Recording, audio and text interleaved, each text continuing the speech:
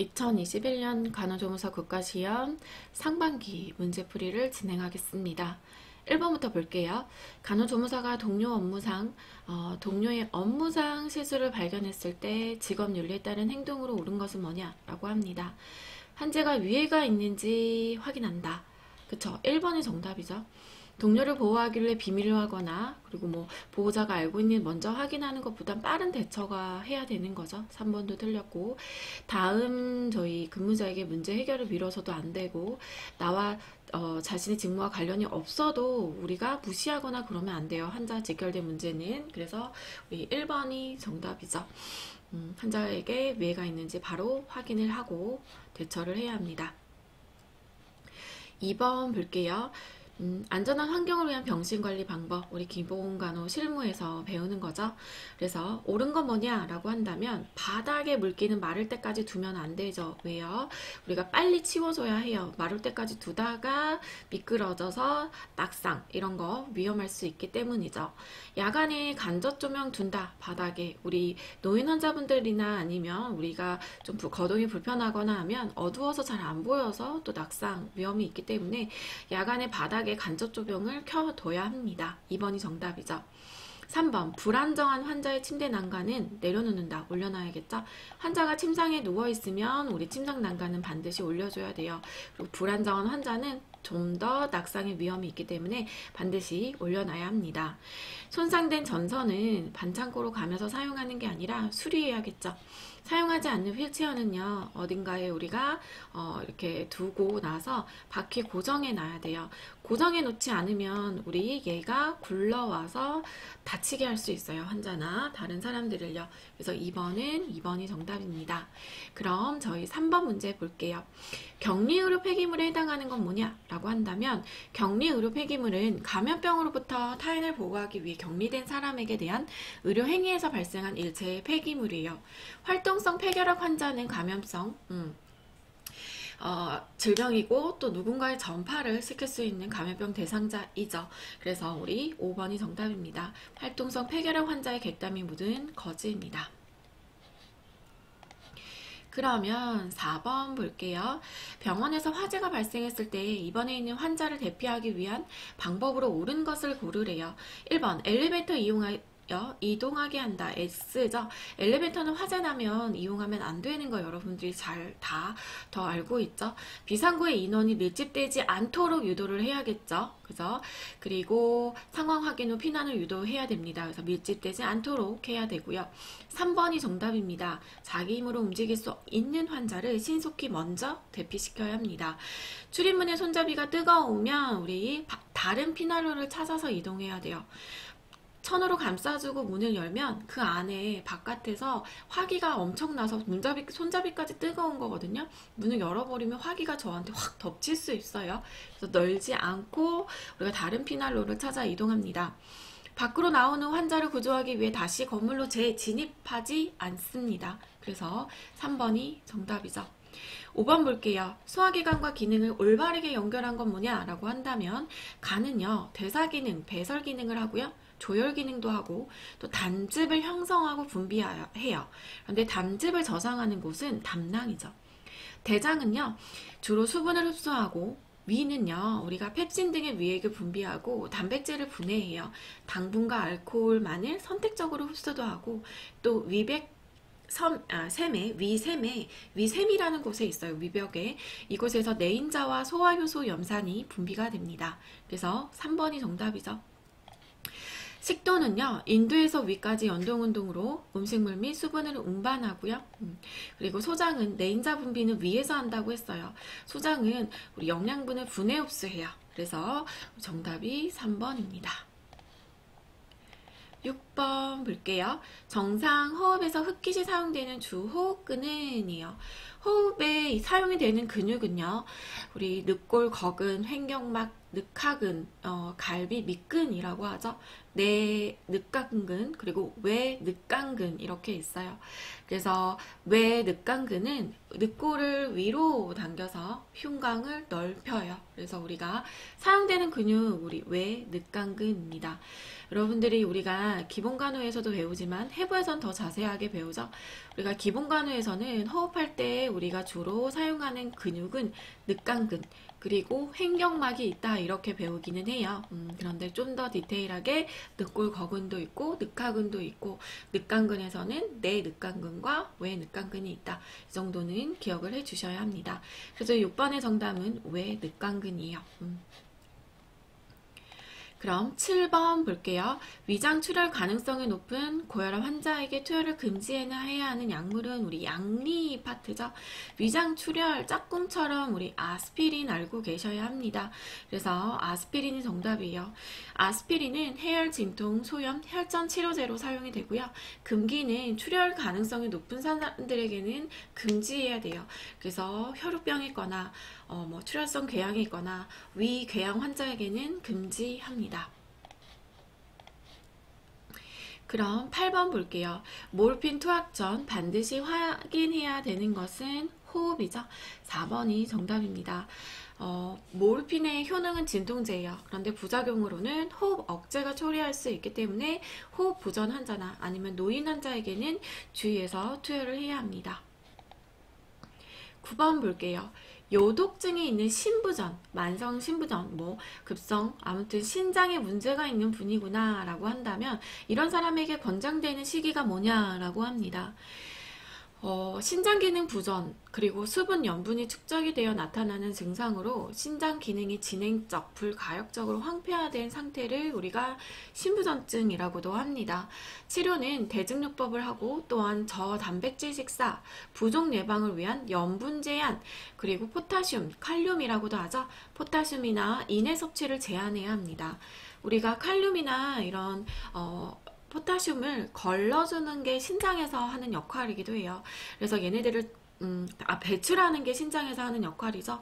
그렇기 때문에 이런 기능이 저하되어 있기 때문에 섭취를 제한을 해야 합니다. 그래서 우리가 저칼륨, 저인산이고요.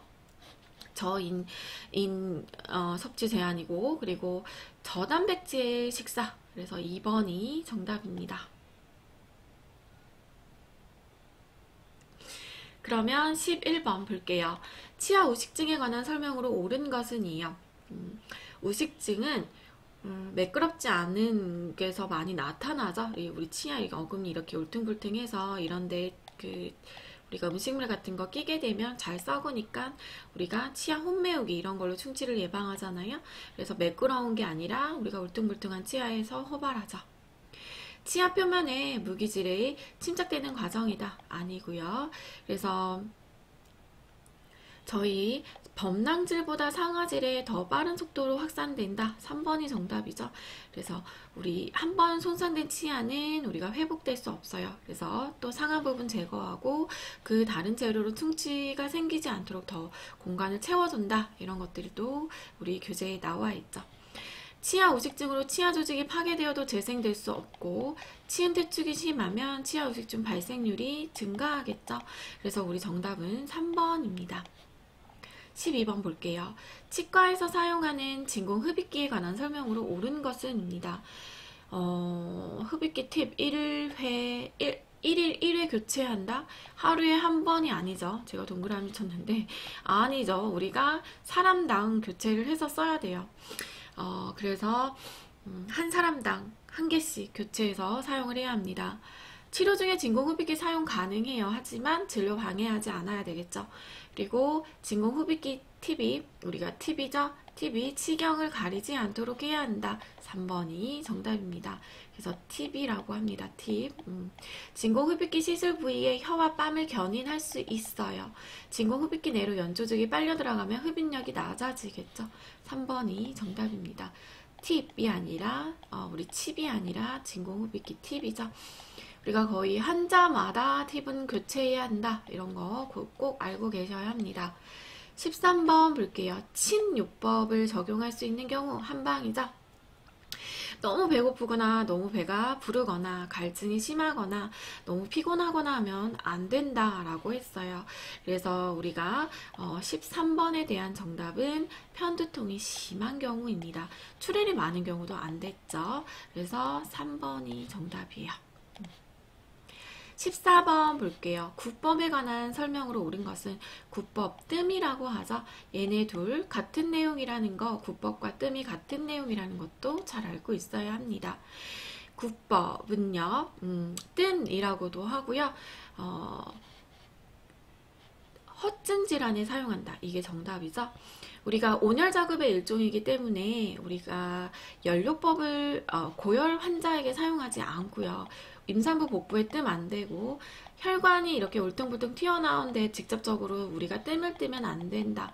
그리고 사지 먼저가 아니라 우리가 얼굴에는 뜸을 뜨지 않고요. 우리가 뜸을 뜨는 순서는 위에서 아래로, 등에서 배 쪽으로, 머리와 몸통을 먼저 뜨고 사지는 뒤에 뜬다. 이렇게 배워요. 그래서 1번이 정답입니다.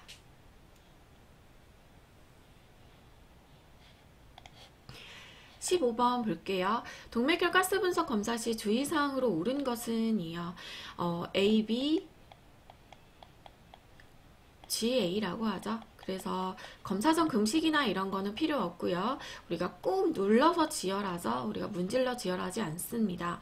실온에 보관하지 않고요. 우리가 얼음이 들어간 통에다가 체열한 피를 넣고선 검사실로 보낼 정도로 우리가 시원하게 유지를 해야 합니다. 그리고 체열한 혈액을 공기에 노출하지 않게 하기 위해서 체열한 주사기 끝에 우리가 고무 마개 이런 것들을 하죠. 왜냐하면 공기 들어가지 않게 하기 위해서 값이 정확하지 않을 수가 있어요. 그리고 우리 주사기 안은 우리 피 뽑을 때 혈액이 응고되는 걸 방지하기 위해서 우리 헤파린으로 한번 코팅 처리한 주사기를 사용해야 합니다. 정답은 5번이죠. 헤파린으로 코팅 처리한 주사기를 사용한다. 동맥혈 가스 분석 검사의 목적은요, 폐의 환기 능력 저하, 저산소증 확인, 그리고 혈액의 산염기 평형을 평가하고 동맥혈 내의 산소와 이산화탄소의 부분 압을 평가하기 위해서 진행을 합니다. 보통 우리 요골동맥 이름이 바뀌어서 노동맥이라고도 하죠. 거기에서 체열을 하고요. 엄지손가락 위로 따라 올라오면 우리가 맥박 재는 동맥이 요골동맥이었죠. 그 노동맥, 요골동맥에서 체열을 하고 헤파린으로 코팅 처리한 주사기를 한번 통과시킨 후 체열을 해야 하고요. 체열 후 공기가 들어가지 않도록 바늘 끝에 고무막에 적용합니다. 체열 즉시 검사물은 얼음 상자 안에 넣어 검사실로 보내야 합니다. 16번 볼게요. 급성 통증 반응에 해당하는 것은 이요. 급성 통증 반응은 통증 지속 시간이 6개월 미만으로 우리가 고감신경계를 자극하면 혈압 상승 혹은 저하, 맥박 상승, 호흡수 증가, 동공 확대, 발한, 창백, 불안정, 집중 저하, 두려움 등의 증상이 나타납니다. 동공 확대가 정답이죠. 17번 볼게요. 인슐린 투여 중인 환자에게 다음과 같은 증상이 나타날 때 가장 먼저 해야 되는 건 발한, 땀이 막 나고 떨리고 불안정하고 가슴이 두근거린다. 이거는 당뇨병 환자 저혈당원 증상이에요. 그래서 우리가 바로 당을 마시게 해줘야 됩니다. 그럴 때 우리가 오렌지 주스 마시게 한다. 4번이 정답이죠. 그래서 당뇨병 환자는 항상 주머니에 당뇨병 환자 증명카드와 사탕을 준비하고 있어야 한다라고 합니다. 18번 볼게요. 수혈 중 발열과 비노흡이 나타났을 때 가장 먼저 해야 하는 건 뭐냐라고 한다면 발열, 비노흡 부작용이에요. 그래서 우리는 이렇게 부작용이 일어났다 어떤 행위를 할 때 그때는 반드시 바로 중단이 먼저죠. 그래서 우리 수혈 간호에서는 문제가 나올 수 있는 게 수혈 예정인 환자는 혈액형 검사와 혈장 교차 검사 이런 크로스 매칭 검사라고 하거든요. 그거 진행하는 거 알고 계셔야 되고 수혈 시 18에서 20개의 주사 바늘도 사용해야 하고요. 수혈 시 직전에 우리가 활력 징후 확인해야 하고 수혈이 처음 시작 후 15분 동안 대상자 함께 있으면서 관찰해야 되고요. 수혈 받는 혈액 내로 약물 주입 금합니다. 수혈 중 1시간마다 활력 징후 측정하고 수혈 중 이상 반응인 용혈 반응, 알레르기 반응 아니면 오한이나 호흡곤란, 두드러기, 발열 이런 증상이 있으면 수혈을 즉시 중지해야 한다. 그래서 1번이 정답입니다. 19번 볼게요. 황달을 동반한 간 경화증 환자가 소양감, 가려움증을 호소할 때 돕는 방법은 이요. 헐렁한 옷을 입게 해야 되죠. 무거운 침구 제공하는 것보다 가벼운 게 낫겠죠. 카페인 음료도 우리가 권장하지 않는 음료이기도 하고요. 뜨거운 물은 그리고 통목욕은 더 가려움을 유발하기도 해요. 그래서 우리가 목욕은 전분 목욕, 미온수 목욕을 권장하죠. 5번이 정답입니다. 가려움증은 피부의 단즙 산염이 축적에 의해 비롯돼서 황달이 나타납니다. 황달시 나타나는 게 가려움증이에요. 그래서 가려움증으로 경감시키기 위해서 전분 목욕, 미온수 목욕 시키고 방 안의 온도는 서늘하게 해서 우리가 손톱을 짧게 잘라줘야 합니다. 그리고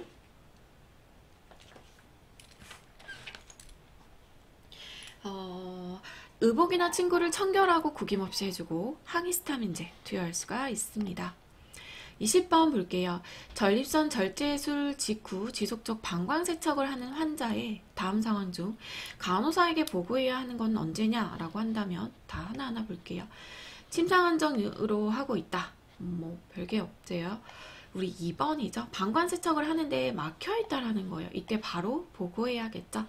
그리고 전립선 절제 수술 직후 우리가 소변 섭취량, 배설량 그런 거 뭐 알고 계셔야 하고요. 그리고 소변 수지주머니에 소변이 맑고 분홍색이라는 건 계속 우리가 세척이 잘 되고 있다라는 증거예요. 세척액은 멸균 생리식염수 사용하고 있다. 이거 맞죠? 그래서 이게 다 정상적인 거고 우리가 2번은 정상적이지 않기 때문에 바로 보고해야 한다는 거예요. 전립선 절제술 환자 간호는 섭취량, 배설량 정확하게 기록해야 하고 세척을 위해 주입된 액도 우리가 정확하게 기록을 해야 합니다. 계속적인 세척을 하는 경우 맑은 소변을 유지하거나 분홍색을 유지하도록 하고요. 세척액은 생리식염수를 사용합니다. 수술 후 2, 3일간 지속적인 방광 세척을 하고 소변이 맑아지면 멈춰야 하고요. 수술 후 유치도뇨 시 한동안 동로관을 잠그지 않도록 주의해야 합니다. 요도구를 통해 수술을 하게 되면 요도 손상으로 출혈하게 되는데 이를 오래 두면 혈액이 응고되기 때문에 수술 후 2, 3일 동안 충분한 수분 섭취를 함으로써 소변을 자주 배출해서 혈액 응고 형성을 방지합니다.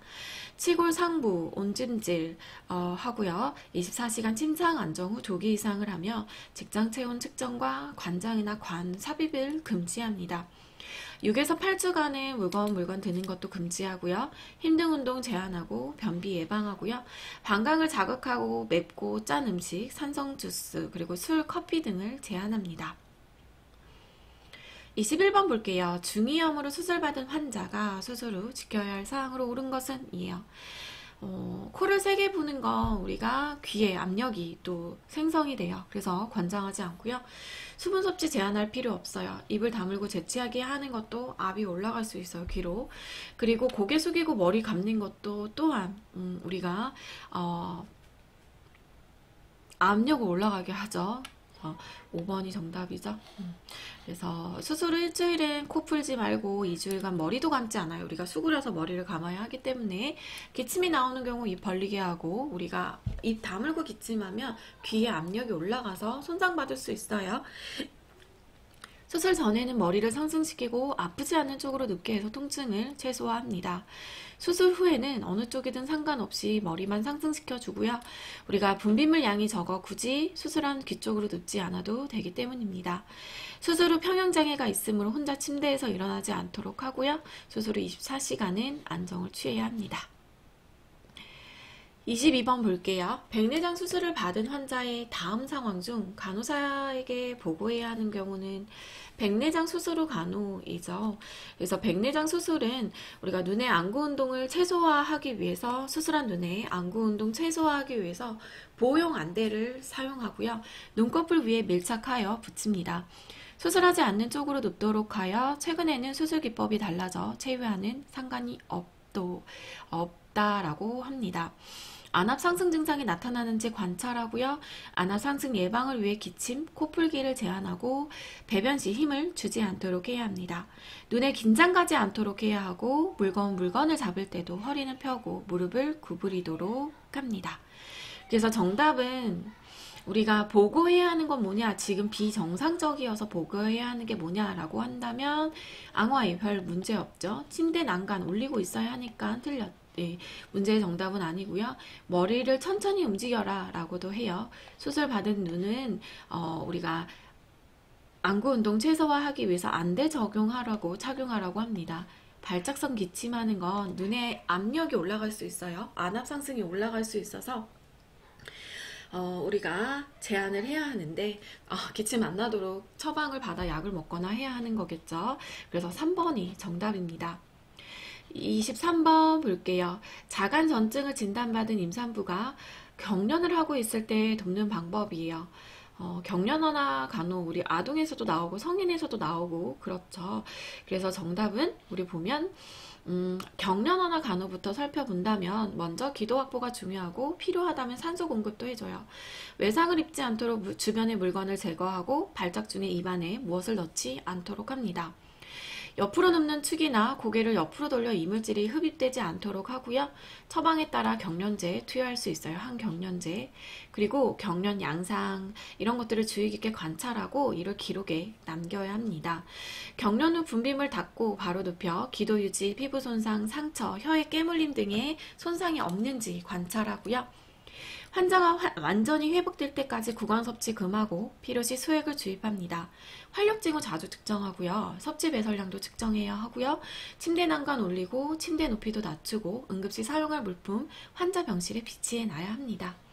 보면 경련하고 있을 때 구강으로 어떤 것도 넣지 않아요. 그래서 입에 무엇도 넣지 않고요. 억제제 같은 거 경련 중에 사용하지 않습니다.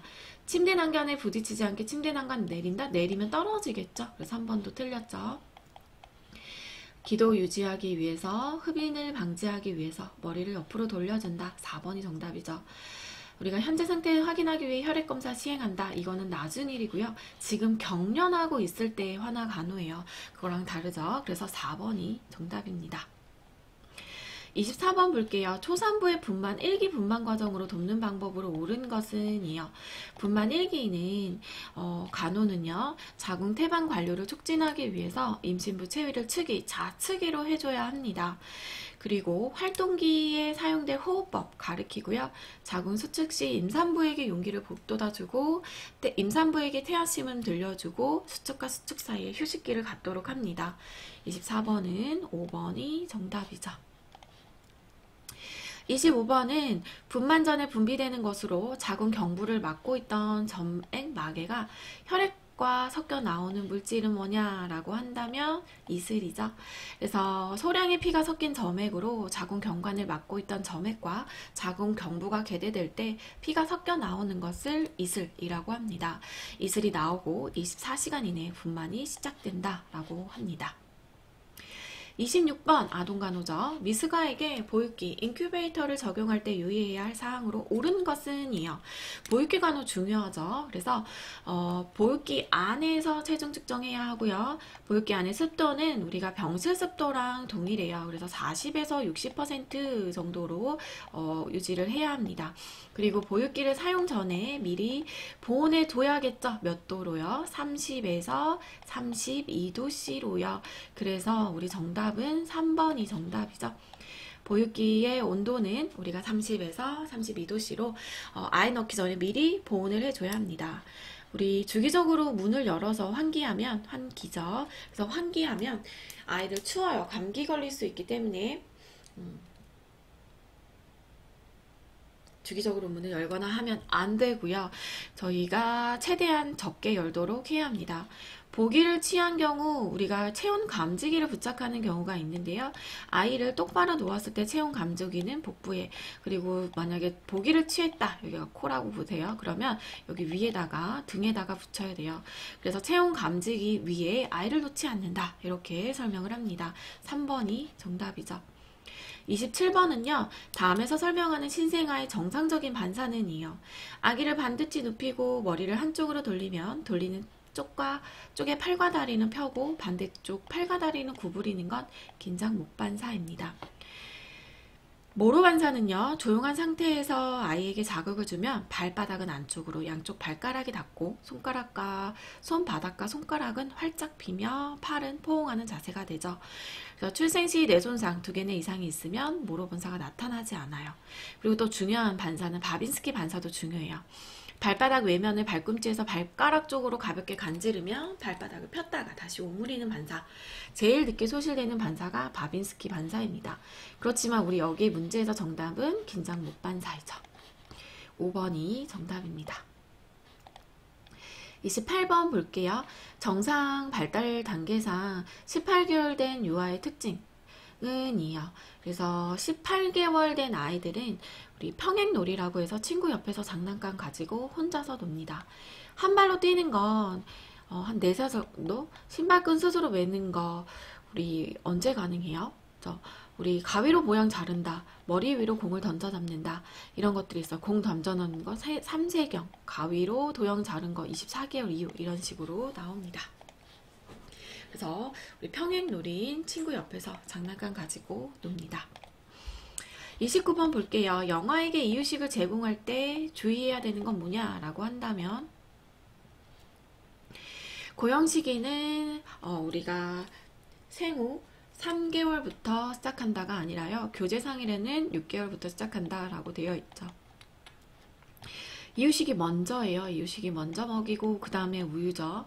젖꼭지 구멍이 큰 병에 담아서 젖병에 담아서 먹인다, 이런 행위 하지 않는다 라고 했죠. 그리고 우리 이 3개 이상 재료를 혼합한 이유식으로 시작한다, 시작하는 경우에는 한 가지씩 시작한다 라고 했죠. 5번이 정답이죠. 새로운 음식은 일정한 시간 간격을 두고 추가해서 주어야 합니다. 이유식 가장 좋은 이유시기가 6개월에서 12개월이고요. 젖이나 우유 먹이기 전 이유식을 먼저 제공하고 한 가지 음식을 적어도 3일에서 7일간 먹이도록 해야 되고요. 고형식이 시작할 때는 한 번에 한 가지 음식만 먹여라 라고 합니다. 순서는요, 곡물, 고기, 야채, 과일 순으로 먹여라 라고 했습니다. 30번 볼게요. 노인의 신체적 변화로 오른 거, 골밀도 감소, 폐혈량 감소, 심박출량도 감소, 혈관 저항 증가, 그래서 혈압 환자들이 많잖아요. 기초대사량 감소, 그래서 우리가 살 빼기가 힘들죠. 그래서 4번이 정답이고요. 31번, 치매후기 단계에 있는 노인이 같은 질문을 반복할 때 대처 방법은 우리가 관심을 좀 다른 데로 넘겨야 되겠죠. 그래서 4번이 정답입니다. 대상자가 좋아하는 노래를 함께 불러주면 됩니다. 32번 볼게요. 복압성 요실금이 있는 노인을 돕는 방법, 요실금 간호죠. 그래서 요실금 간호는 일정한 간격으로 변기대주고 쾌걸 운동 권장하고 이런 것들이 있었죠. 그래서 쾌걸 운동은 다른 말로 또 골반 근육 강화 운동을 권장해라 라고 합니다. 그래서 우리가 4번이 정답이죠. 그래서 우리가 규칙적으로 변기를 데워준다. 5번 틀렸죠? 여기가 있을 때마다 변기를 데워준다 아니죠? 그러면 33번 볼게요.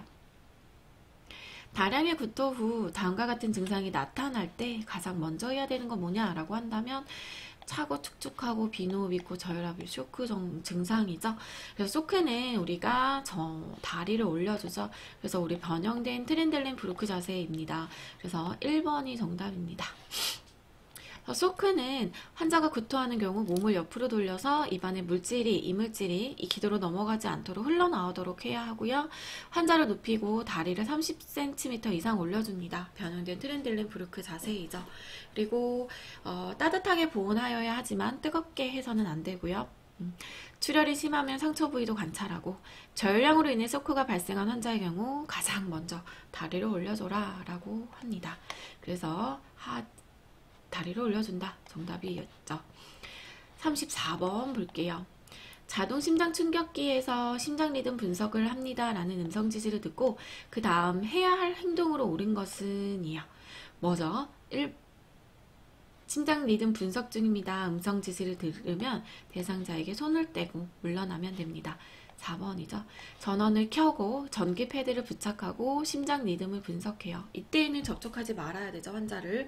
그리고 또한 세동 제거를 시행한 다음 물러나도록 해야 해요. 이때로 접촉한 사람이 없음을 확인한 후에 세동 제거, 우리 재세동을 누릅니다. 그리고 다시 우리 가슴 압박을 시작을 하죠. 그래서 34번은 4번이 정답입니다.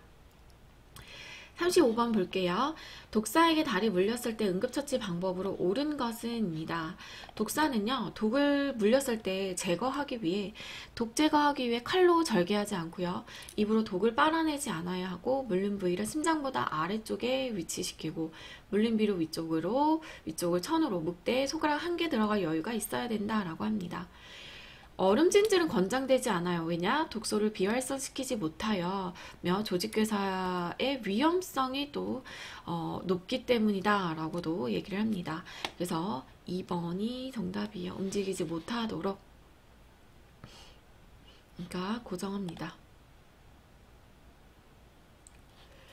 그러면 여기까지 하고요. 36번 보건간호학부터는 또 이어서 영상을 남겨놓을게요. 감사합니다.